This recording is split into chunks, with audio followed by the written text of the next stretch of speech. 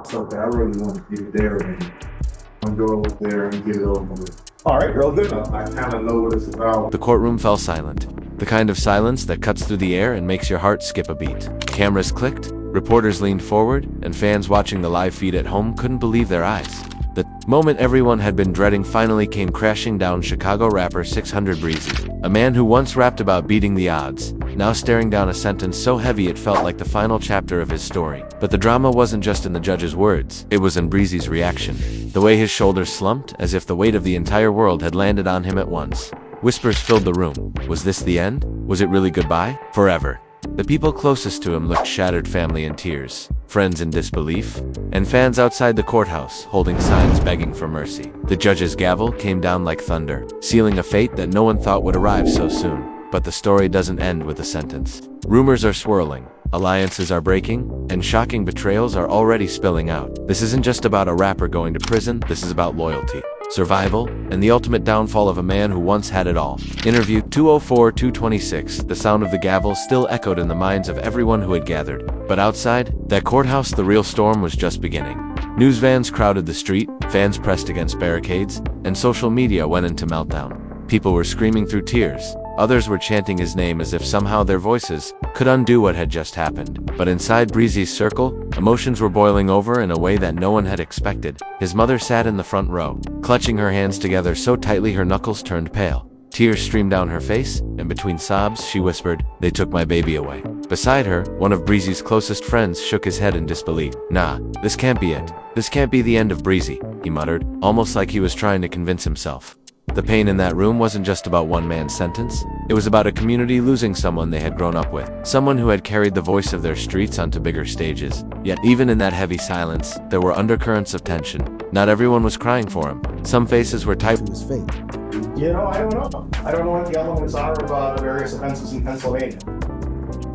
If you're unsure of that and want to look into that a little bit further before you make decisions here, I'd be happy to continue this for a day or two, or That's okay. I really want to get it there and I'm gonna go over there and get it over with. all right, real good. I kind of know what it's about. Were tight with anger, others with suspicion. Whispers had been swirling for weeks that Breezy had been making deals behind the scenes, that his survival instinct had pushed him into corners most people from his world swore they would never go. The kind of whispers that questioned loyalty, the kind that could divide families and friendships forever. The judge read out the years. Fans gasped, but Breezy didn't fight. He didn't shout. Instead, he closed his eyes, leaned back, and let out a deep sigh. To some, it looked like a man accepting his fate. To others, it looked like a man who knew something the rest of the world didn't. The contradiction was impossible to ignore. One of his cousins said under her breath, "He got a plan. I know he does.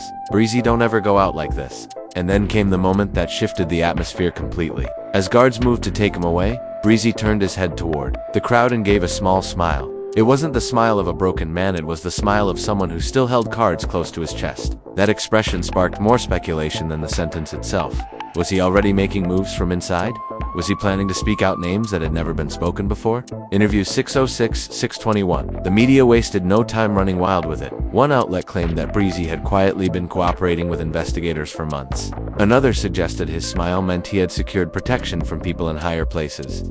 Fans jumped online to defend him, insisting he was simply trying to show strength for his family, but the doubt was already seated. Later that evening, his inner circle gathered at his mother's house. The atmosphere was thick, almost suffocating, with emotions running from grief to fury. One friend slammed his fist on the table. "Yo, if Breezy really out here talking to them people, we're all finished. They ain't just talking him, they talking us too." Another stood up, pacing back and forth. "Nah, you trippin'. Breezy, loyal. He ain't never fold on nobody. Y'all forget who we talking about."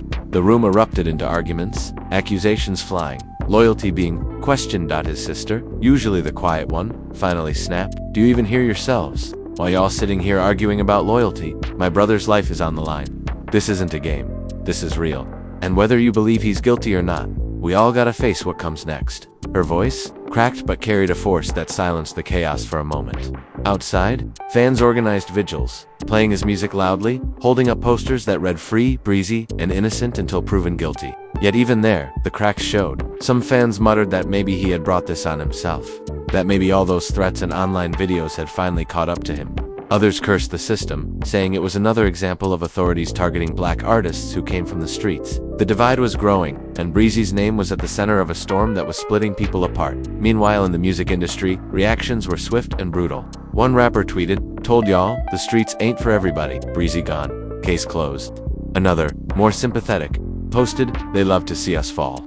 Sending prayers to Breezy and his family. Behind the scenes, labels that once worked with him started quietly pulling contracts, distancing themselves before the headlines got worse. But not everyone was abandoning him. A few powerful voices whispered that Breezy still had allies in high places. Rumors spread that a certain superstar, who had been close to him in the past, was moving money around to help with legal fees. Real music community. 600 Breezy has been hit with a state RICO charge, man. He started to explain it on camera to the judge, but the judge said halt, and he waived his extradition, so he will be going legal fees. Others speculated that those connections could turn into leverage if Breezy chose to start talking. The question wasn't just whether he would survive prison, it was whether he would burn bridges on the way down. Then came the betrayal that nobody expected. A leaked audio clip surfaced online, allegedly recorded weeks before his sentencing. In it, a voice that sounded like Breezy's could be heard talking about people from his circle. What he was actually facing. So to go down to another state and cause havoc, or however he called this RICO, is insane, man. Hey, I damn near spit out my coffee, man, when the judge said, I was drinking some Dunkin' Donuts, man. The judge said a state circle, dropping names, hinting at activities that were better left in the shadows. "Man, if they come for me, I ain't going down alone," the voice said. Within hours, the clip went viral, tearing apart whatever defense fans had been building for him. His closest friend went live on Instagram that night, his face twisted with rage. "Yo, if that's Breezy on that tape, then he ain't who we thought he was. I ain't never turning my back on family. But betrayal like this? Nah, that cut too deep." The live pulled in tens of thousands of viewers, fans flooding the comments with fire emojis, broken heart emojis, and demands for the truth. Breezy's mother, devastated, released a shaky statement outside her home. "My son is not a snitch. People will do anything to drag his name through the mud. Don't believe everything you see online." But her words only added more fuel. To some, she sounded desperate. To others, she sounded like a mother defending her son no matter what. The divide deepened further when another recording surfaced, this time not from Breezy, but from someone claiming to be part of his old crew. In that recording, the man accused Breezy of trying to strike a deal weeks before the sentencing, offering information in exchange for leniency. Though unverified, the claim was enough to set social media ablaze.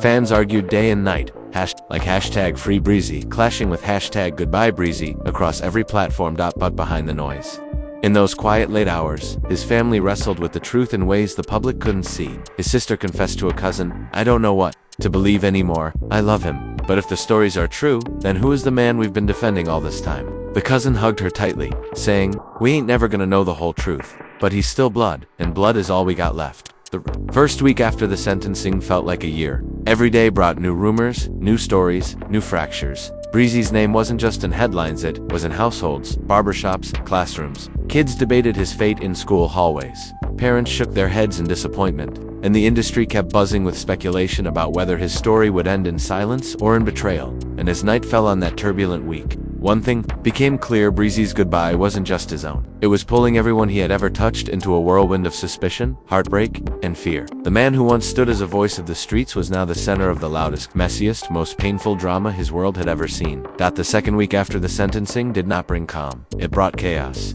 Every time the phone rang at mother's house, hearts jumped. Every message from inside the jail carried new weight, and every whisper from the streets piled more pressure on those still loyal to him. Inside, Breezy was moved into protective custody, not because he asked for it, but because the jailers feared what could happen if he was left among the general population. Some inmates were die-hard fans who looked at him as a hero, while others saw him as a liability, a man who might trade names to save himself. That mixture of admiration and distrust turned the atmosphere toxic. Word started leaking that Breezy was receiving visits from people nobody recognized. Men in suits, clean-cut, quiet, walking past the families of other inmates with their heads low. Speculation ran wild. Were these lawyers, investigators, or something more sinister? Fans online tore into the possibilities, but for those in his circle, it meant sleepless nights. Back in Chicago, his crew fractured more by the day. Some wanted to hold rallies, show strength, keep his name alive. Others argued that the more noise they made, the more heat they drew on themselves. Tempers flared in cramped apartments and smoky back rooms. One night, two of his oldest friends nearly came to blows over whether Breezy had betrayed them. "Man, he wouldn't fold," shouted one, veins bulging in his neck. "You think you know him better than me." You think I didn't see the way he looked at the judge?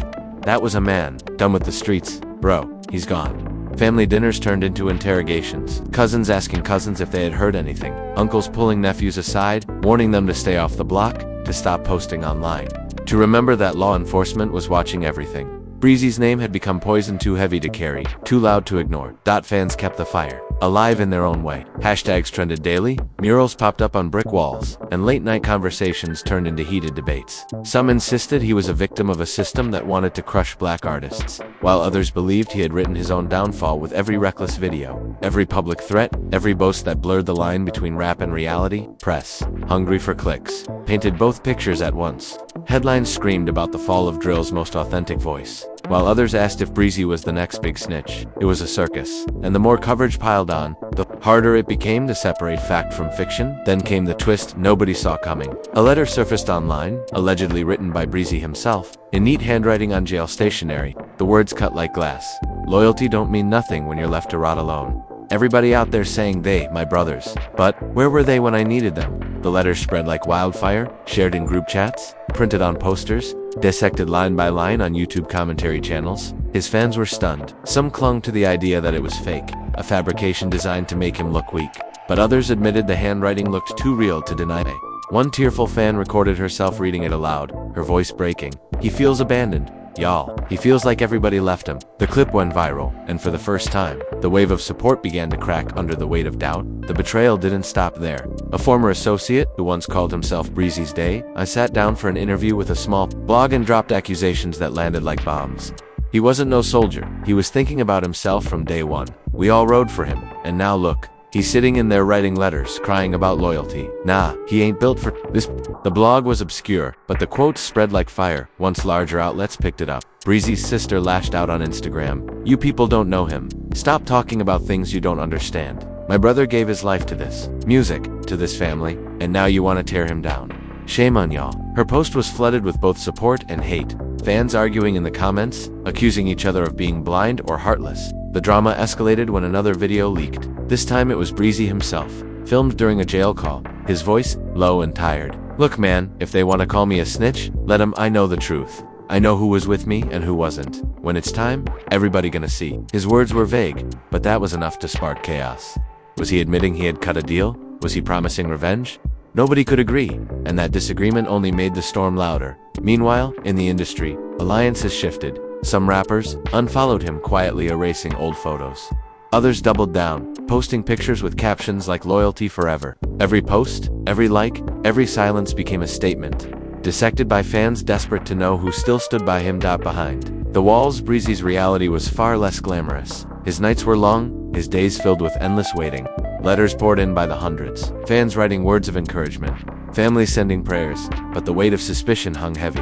Guards whispered, inmates stared, and Breezy walked, with the knowledge that he was no longer untouchable. His mother, torn between defending her son and facing the whispers, grew more reclusive. Reporters camped outside her house, neighbors gossiped, and every time she went to the store, someone stopped her with questions she couldn't answer. One night, she broke down on a local news station. My son is not perfect, but he is not what they say, please? Just let him be human. Her plea brought sympathy from some, but for others it sounded like denial out in the streets. His absence created a vacuum. Rivals celebrated, claiming victory in old beefs, while his supporters scrambled to hold territory without his presence. Violence flared in small pockets, reminding everyone that Breezy's story wasn't just about music or courtrooms. It was about survival in neighborhoods, where his name had once carried weight. The pressure mounted when yet another twist exploded. Across social media, a journalist claimed to have seen sealed documents tied to Breezy's case. Though they couldn't reveal details, they hinted that multiple names from the music world were connected. The suggestion alone was enough to send shockwaves through the industry. Suddenly, everyone wondered if Breezy's sentencing was just the beginning of something much bigger. Fans went wild with theories. Some believed he was being framed to bring down the entire Chicago drill movement. Others argued he had turned himself into the centerpiece of an investigation, dragging everyone with him. Debates raged deep into the night, with people on both sides convinced they were right, but the loudest voices came from those closest to him. One late night, another live session captured the raw emotion of his childhood friend, tears streaming down his face. He shouted into the camera, "Y'all don't know what we lost." Breezy wasn't just a rapper, he was family. And if he did what they say, then we already lost him twice. His pain echoed across screens, leaving fans shaken. Inside the jail, Breezy heard about the clip. He smirked, shaking his head, and muttered to himself, "They'll see. When the time comes, they'll all see." His cellmate, confused, asked, "See what?" Breezy didn't answer. He just stared at the wall, lost in thoughts no one else could reach. By the end of that second week, the lines were drawn deeper than ever. Family clung to hope. Friends split apart, fans battled online, and the industry prepared for fallout.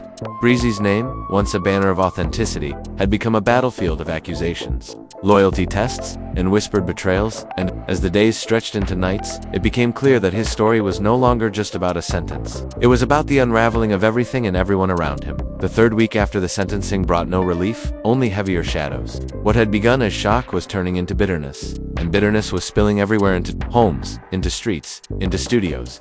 The story of Breezy was no longer just his. It was swallowing everyone connected to him. Inside the jail, Breezy sat in the corner of the rec yard, his head low but his mind racing. Rumors from outside kept reaching him, carried through calls, visits, and whispers from guards. Some said his family was falling apart, others said his crew was turning on each other. But the rumor that gnawed at him most was the one about the leaked documents, the possibility that his name was tied to a web of people he hadn't even spoken to in years. One afternoon, he got a call through the glass. It was his sister, eyes red from nights without sleep. "Do you even know what they're saying out here?" she asked, her voice breaking. "They're saying you pulled other rappers into this, that your name is being used to take down half the city." Breezy leaned closer, his jaw tight. "I didn't put nobody in this. They lying. You gotta believe me." But his sister's silence spoke louder than any words. On the outside, things were unraveling fast. One of his oldest collaborators released a track dripping with venom, lines clearly aimed at Breezy, accusing him of betrayal, of weakness, of losing the code. The song went viral within hours. Fans dissecting every lyric, arguing whether it was a cheap shot or a justified response. Breezy's supporters fought back, flooding comment sections with defenses, but the damage was done. The diss track became an anthem for those who believed Breezy had folded, a soundtrack for betrayal. Every radio spin, every stream, twisted the knife deeper. His mother, crushed by the endless attacks, refused to speak to the media again. Instead, she locked her doors, answering only to close family. Neighbors whispered that she had started praying day and night, hoping for some miracle that would clear her son's name. Her faith was strong, but her spirit was breaking. Meanwhile, in the music world, big names were being forced to take sides. Producers who had worked with Breezy were grilled in interviews about their connections. Some distanced themselves, saying, "We just made music, nothing more." Others stood their ground, insisting Breezy's real. He never folded. Each answer fanned the flames, feeding endless online debates. The drama reached another level when a video surfaced from years ago, showing Breezy laughing with people tied to open cases. The footage wasn't incriminating on its own, but in the current climate, it was treated like evidence. Blogs splashed headlines claiming the video was proof of his deeper ties. Fans argued it was old, taken out of context, but prosecutors reportedly added it to their file. Within his crew, paranoia grew unbearable. One night, an argument over loyalty escalated into a fight that left two of his closest allies no longer speaking. One of them shouted before storming out, "He ain't coming back, and if he do, he won't have us waiting." That line echoed through the neighborhood, repeated like gospel by those who wanted to sever ties. Breezy's cousin tried to mend the cracks, hosting a family dinner to remind everyone of their shared blood. But instead of unity, the evening turned into a battlefield. Voices rose, accusations flew, and one uncle slammed his fist on the table. "If he really out there talking, then we all targets. You think the system gonna stop with him? They coming." For the rest of us, silence fell after that, not because anyone disagreed, but because the fear was too real to deny. Even fans began turning on each other. Online spaces once united in support became war zones. One side pushed hashtag Free Breezy with heartfelt videos and edited tributes, while the other flooded timelines with hashtag Goodbye Breezy, declaring his legacy dead. Fights broke out in comment threads, friendships fractured, and even fan pages split in two.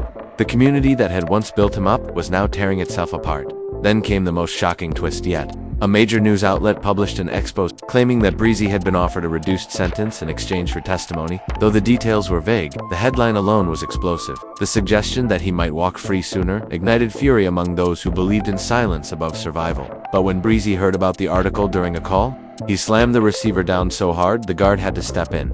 Later, pacing in his cell, he muttered to himself, "They don't know nothing. They just want to see me fall." But even his defiance couldn't stop the narrative from spreading. His childhood friend, same one who had cried on live, returned online with a different energy. "I don't care what nobody say. If Breezy gotta talk to breathe, then let him. Ain't nobody living his pain. Y'all quick to call him a rat, but none of y'all sitting in that cage. His words split the audience even further, creating yet another layer of debate. Through all this, Breezy's own voice remained a mystery. Apart from vague calls and letters, he hadn't spoken directly. That silence became its own weapon, interpreted differently by everyone. Some said he was plotting, others said he was broken. But one thing was clear: every day he stayed quiet, the louder the speculation grew. By the end of the third week, the chaos was unbearable. Rivals thrived off the headlines, fans were exhausted, and his family barely recognized each other through the haze of grief and suspicion. Breezy himself sat in his cell, staring at the wall, whispering words only he could hear. They think it's over. They think it's goodbye, but they don't know me yet. The storm wasn't fading, it was only building, preparing to break into something bigger, something that would drag everyone into its path. The fourth week after the sentencing felt like the breaking point. Chicago was restless, the internet couldn't let go, and Breezy's name echoed in every corner of both the streets and the industry. What began as whispers had turned into a storm so loud that nobody could hide from it. Inside the jail, Breezy had grown thinner, his once sharp energy dulled by sleepless nights and endless speculation. But even in weakness, he carried an aura that unsettled everyone around him. Inmates stared as he walked past, some with respect, others with quiet rage. It was like living in a pressure cooker, one wrong word away from eruption. The outside world wasn't calmer. His sentencing had become the story of the season, with talk shows dissecting every move and tabloids churning out scandal after scandal. One morning, a tabloid cover screamed that Breezy had betrayed Chicago, while another claimed he was plotting a comeback bigger than ever. The contradictions only fed the chaos. His family was torn apart by the weight of it all. His mother refused to leave the house, curtains drawn tight, while his sister fought every day to defend him online. "You people don't know the real story," she wrote in one post, her words drowning in a flood of cruel comments and conspiracy theories. His cousins argued endlessly, some insisting he had been framed, others quietly admitting that maybe he had crossed lines too many times. The drama reached boiling point when a new recording leaked. This time it was audio from a meeting between prosecutors and someone whose voice sounded eerily like Breezy's. The tape suggested he was naming names, pointing fingers, trying to negotiate. The clip was grainy, impossible to verify, but once it hit the internet, it spread like wildfire. Fans erupted. Some screamed betrayal, flooding comment sections with red emojis and broken heart memes. Others insisted it was a setup, a smear campaign to tear down one of the last authentic drill voices. The divide was no longer just a split, it was a war. Families in Chicago fought about it over dinner tables. Old friends unfollowed each other, and whole neighborhoods echoed with arguments about whether Breezy was still one of them or had turned his back for good. The betrayal narrative grew sharper when one of his oldest crew members went live on Instagram, his face twisted with fury. "I was there when we built this. I bled for this. And now I hear him on that tape. If that's really him, then he ain't Breezy no more. He's just another name on their list." The live stream drew hundreds of thousands, fans posting reactions in real time, their anger and heartbreak spilling across the screen. Breezy's mother tried to calm the storm, giving a trembling interview outside her house. "My son is not a rat. These lies are tearing our family apart. Please, stop spreading hate." But her words, raw and desperate, only fueled the frenzy. Some sympathized with her, while others accused her of being blinded by love. In the industry, the fallout was brutal. Labels that once bragged about his authenticity erased his name from their press kits. Collaborations vanished from playlists overnight. Other rappers, once quick to call him brother, now used his name as a warning in their lyrics. One hype artist rapped, "Better watch who you trust." Even Breezy went soft, and the crowd roared with cruel laughter. But the most heartbreaking fracture came from within his own family. His sister, exhausted by the constant defense, finally broke during a late-night live, her face pale, eyes swollen. She whispered, "I don't know anymore. I don't know if he did it or not. All I know is I'm losing my brother. And this family's falling apart." Her words cut deep, spreading across social media, replayed in endless loops as proof that even his blood was questioning him. Inside the jail, Breezy heard about the live and went silent. For hours, he didn't speak to anyone. When a guard asked if he was okay, he finally muttered, "They all doubting me now. Maybe that's what they wanted." As the days dragged on, his name became less about music and more about survival. Fans no longer talked about his songs, they argued about his soul. Was he a survivor doing what he had to? Or was he a traitor who had destroyed everything he once stood for? The debate consumed timelines, overshadowing everything else in the culture. Then came the cruelest twist. A reporter claimed that Breezy might not even serve the full sentence, that his cooperation could secure him a drastically reduced term. The possibility that he could walk free sooner than anyone imagined sparked outrage. For his enemies, it confirmed their worst suspicions. For his supporters, it became a bitter victory. They wanted him free, but not at this cost. Rival rappers wasted no time mocking him. One sneered on stage during a concert, "We don't need no Breezy comeback tour. He already sang his verse." To the cops, the crowd laughed. Videos spread, and another piece of his reputation crumbled. His closest friend, once his loudest defender, finally cracked under the pressure. In a tear-filled video, he admitted, "Maybe I was wrong. Maybe. Breezy ain't who I thought he was. All I know is I can't fight for somebody who won't fight for himself." Fans who had clung to his defense felt abandoned, their hopes slipping through their fingers. Through it all, Breezy sat in his cell, writing letters no one knew if he would ever send. He whispered to himself, "They think it's goodbye forever. Maybe they right. Maybe this the end." Outside, Chicago changed. Murals that once honored him were defaced, painted over with insults. Fan groups disbanded, too divided to stay together. And in the studios, younger rappers moved to fill the vacuum, using his downfall as a cautionary tale. By the end of the fourth week, it was clear Breezy's story had stopped being about music, or even about crime. It had become a tragedy, a spectacle of betrayal, loyalty, and collapse. His name was no longer a symbol of strength, it was a warning whispered in hushed tones. His family, his friends, his fans, and even his enemies had all been pulled into the storm. Some lost faith, some lost loyalty, some lost themselves. And Breezy, once the voice of the streets, sat behind bars, watching everything crumble, knowing that no matter what happened next, the world had already said goodbye. The story of 600 Breezy has unfolded like a slow-burning tragedy, one that left no one untouched. What started as a courtroom sentence has spiraled into betrayal, broken families, shattered friendships, and a fan base divided beyond repair. The silence of his cell has been louder than any song he ever recorded, echoing through the streets that once celebrated his rise. The rumors won't stop. Some say he will walk free sooner than anyone expects. Others believe he has already sealed his fate with decisions he cannot take back. His mother prays, his sister cries, his friends argue, and his enemies laugh. Yet through all the noise, one truth stands. Tall Breezy's name will never be spoken the same way again. Is this truly goodbye forever, or just the beginning of a darker chapter? Will the man once praised as the most authentic voice of drill rise again, or will his story remain a cautionary tale whispered in the alleys of Chicago? No one knows, and maybe that's what keeps the world watching. And now, it's your turn. What do you believe? Is Breezy a victim of a system that never wanted to see him win? Or did he betray his own legacy with choices he couldn't escape? Drop your thoughts in the comments below. Do you think he'll find redemption? Or is this the final chapter? If you've been locked in with us through this roller coaster of drama, make sure you hit that like button, subscribe to the channel, and turn on notifications so you don't miss the next twist in this unbelievable story. Because one thing is certain, this saga is far from over, and we'll be here to uncover every shocking turn.